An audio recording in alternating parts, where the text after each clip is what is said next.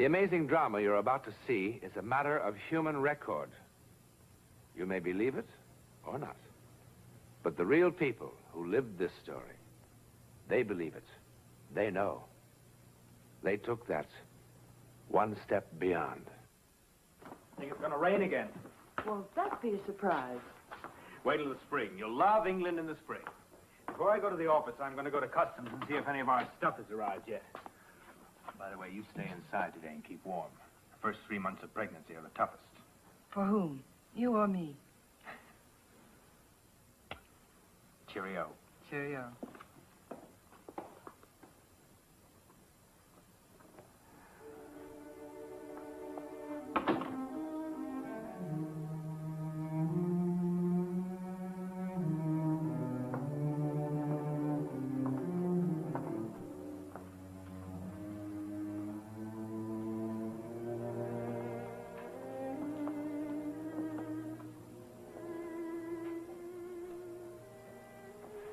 Esther and Will Hollis.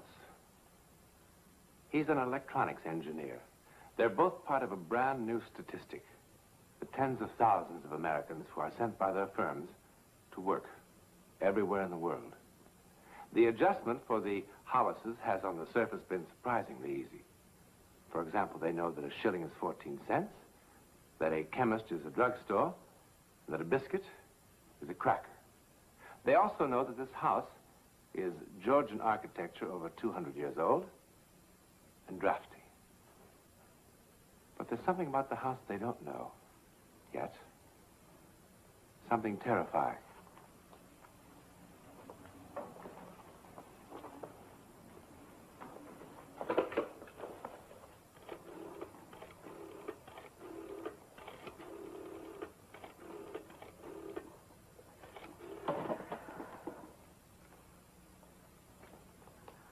Hello.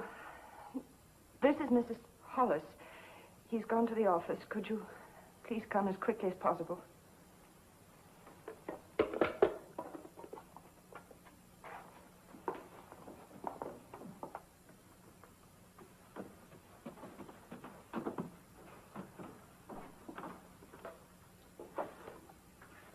And there's something about Esther that Will doesn't know yet. You must watch her.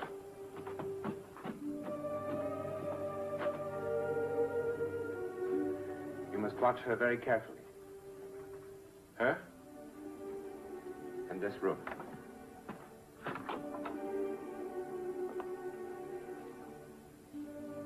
A simple sewing room. Don't you believe it? Honey, for some unknown reason, they sent your bag to the office, but they still can't find mine. Mama! Esther? Screaming? She mustn't scream. Oh, Honey, Mama, what's the please matter? don't scream. Please don't scream. Everybody says you're crazy. Esther. Oh. Oh, Mama. Please don't scream. If you keep on screaming like that, they'll take you away. I heard Daddy say so. Esther? Oh, I heard Daddy say so, Mama. Don't scream. Oh, Mama. Hollis, please don't touch her. What is Take this? it away. I heard Daddy say so. I heard Daddy say so. He said that just like I said. Oh, don't scream.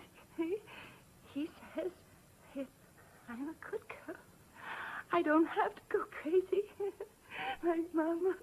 Stop this right now! All right. Daddy, promise, Daddy, I don't no. have to go crazy. I don't want to go Everything's crazy. all right.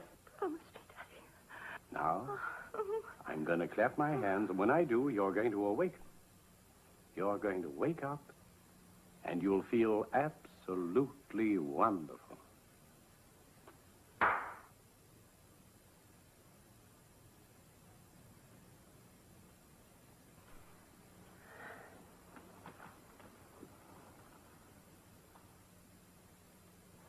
Will somebody please tell me what this is all about?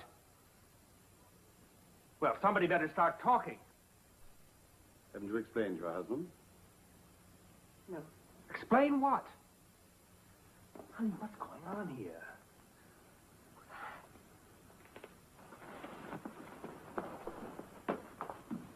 Esther! Now, Mr. Hollis, let her alone for a bit. Who the devil are you? I'm a doctor. Of what? Witchcraft? You may not be too far wrong. Psychiatry. But she was hypnotized like a vaudeville act.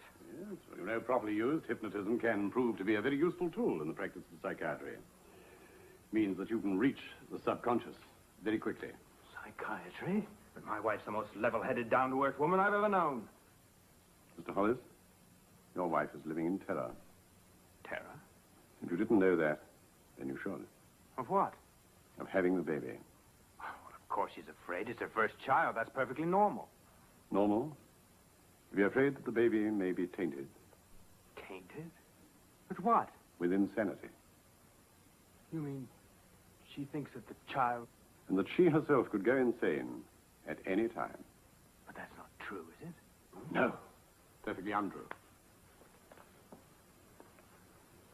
From what I can ascertain, her mother did suffer some involutional melancholia, condition which often comes, you know, with changes, physical changes in later life.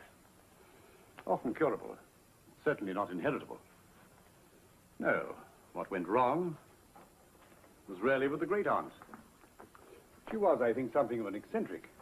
And unfortunately, we're rather prone to think that anybody or anything that is original or different is being rather queer.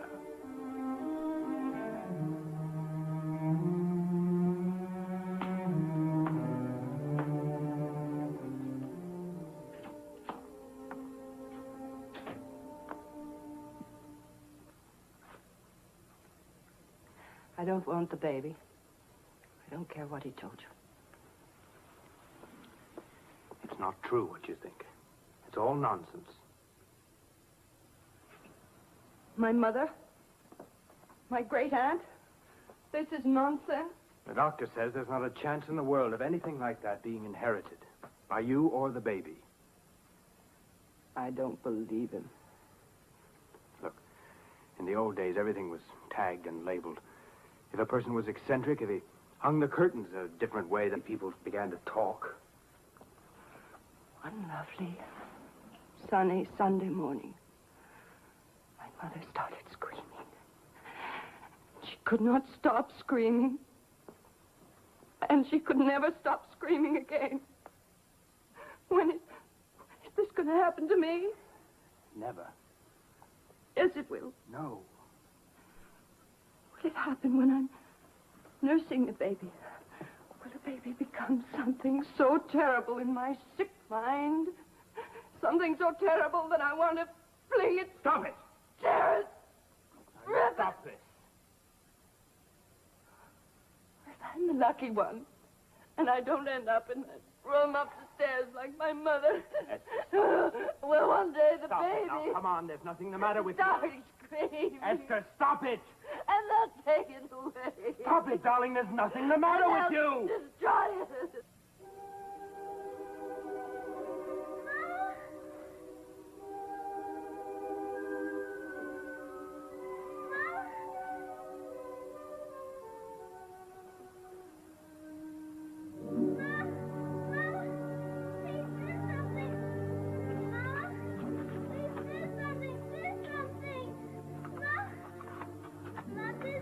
Please do something.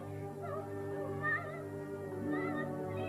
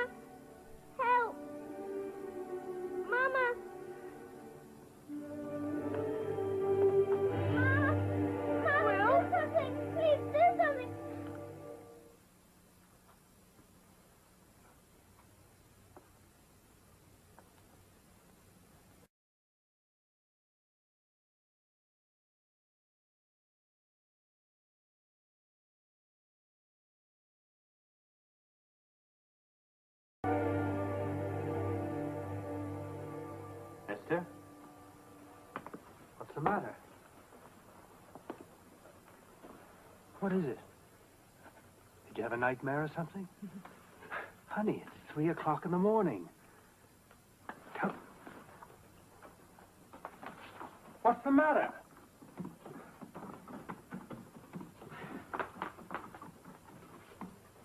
Who are you calling? Who are you calling? The doctor. If he won't help me, I'll find somebody else who will. Darling. I'm not going to have that baby. Honey. It started. What started? What I am. What my mother was. What our child would be. Come on. What did you see in that room upstairs? Nothing. You. Do you know what I saw? It wasn't a sewing room at all. What?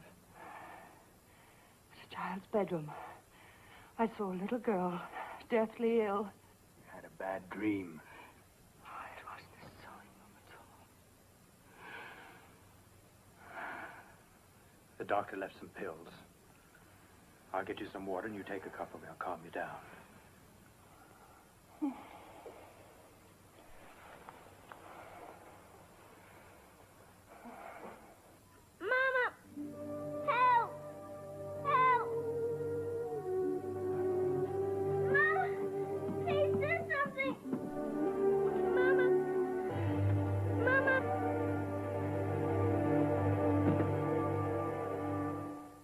Don't tell me you haven't eaten my scrambled eggs. Have you forgotten that I'm the most illustrious egg scrambler, not only in Kansas City, but also in the outlying areas? I thought I heard her again. I'm sorry, darling. I'm sorry and ashamed that you had to find out about me like this. I should have told you before we were married, so you could have run for your life. If everybody told everybody about everybody in their families, nobody would get married or have babies. You know, I love you very dearly. Well, then why don't you prove it by eating my scrambled eggs, which are now cold, as is the toast, as is the coffee. What am I going to do with you? Make me some more. All right. But if you don't eat it, I'm going to run away with Duchess Hooses from next door.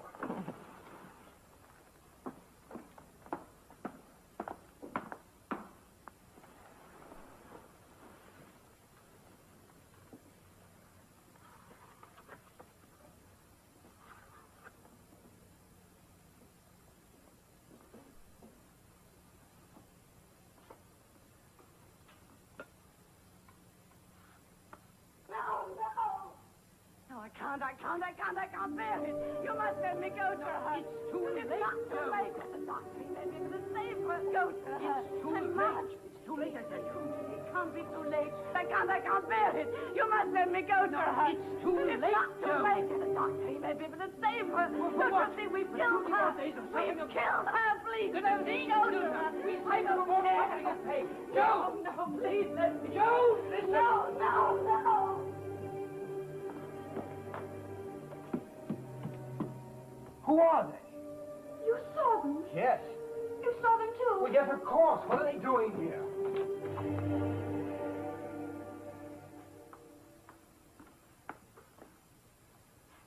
You saw them too. You heard them. Yes. Yes. Haunted? A haunted house? Well, you know, Mr. Hollis, we've got a haunted castle on our books, but a haunted house. Well, how very droll. What exactly do you want, Mr. Hollis? We're trying to make some sense out of what happened. Oh, yes. Now, let's try and understand it all again, shall we? Now, you say that your house is haunted by a man and a woman. Oh, yes, and their child, whom they're supposed to have murdered. Right? Listen, Mr. Hudson, I don't care whether you believe it or not. What I believe is that for reasons of your own, you're trying to break your lease, and you're being a bit silly about it, you know. If you imagine for a moment that this nonsense is legal grounds to get your money back, you're very much mistaken. I don't want our money back. Well, for heaven's sake, what do you want? Who lived in that house? Mrs. Hollis, the house is over 200 years old. How can I possibly be expected to know all the people who've ever lived there? I must know who lived in that house. I must know. Why in the world won't you tell us? I'm sorry. I do apologize. Mr. Hollis, supposing that you had a house. You owned it, and you turned it over to me to rent for you. You told me you didn't want to be bothered about it. You just wanted me to do the lot. Now, that's what I'm paid for. That's my job. And then supposing that the people you rented it to came in here and told you this wild story about ghosts. There must be records somewhere. We'll find out the owner's name ourselves. Mr. Hollis, I would like to save you all this bother, you know, but, well, you see my position, don't you know? You see, as long as it isn't me who gives you this information.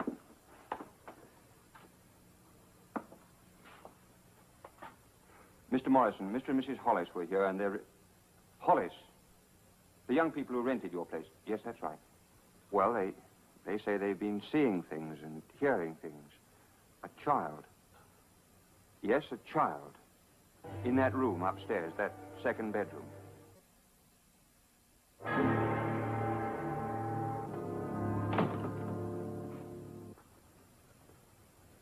What are you trying to do to us? How did you know about Judy? Joan, let me handle this. Maybe they did see something. They saw nothing. You should have stayed at home as I asked. Yes, but how did they know Joan. about... But we did see her. We saw her and we saw you, both of you, here. We haven't been near this place for 6 months. What my wife says is true. We saw you. That's ridiculous. Then how do we know that you let the child die? That's a lie. I warn you. If you say that again, you'll regret it. Mama! Mama! Do something! Please do something! Mama! It's my baby! Mama! My baby! Mama!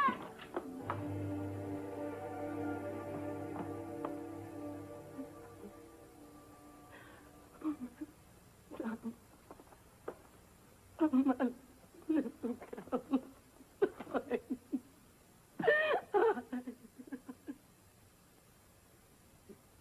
It was her voice. I heard her. How could this happen? I don't know. You and your wife were here, too. How? I think I know how. So do you. Ever since the night she died, the night we let her die, we've lived those hours over and over. In a way, we've never really left this house. Have we? I couldn't bear to see her wasting away. One night, I forgot to give her the medicine that was keeping her alive. That night, I just couldn't bear to see her suffer. It's true. Even in our dreams, we came back. Didn't we? To her and what we did to her. It was wrong. What must we do? Tell the truth.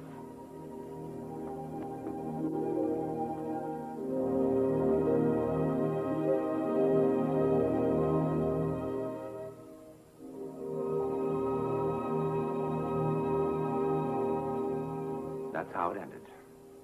The judge who tried the Morrisons decided they had suffered quite enough, gave them a suspended sentence. But you may be sure that in their minds, the Morrisons continued to pay the penalty for their crime of omission. How did their specters or their living ghosts appear in this house, reliving that terrible night over and over? Well, there are some who say that houses retain the aura of great emotional crises. Then there's another theory, that guilty conscience can recreate and project for others to see the compelling guilt which haunts them. At any rate, the Hollises, Will and Esther and their perfectly normal son, are now living happily in Paris, and the house is for rent again.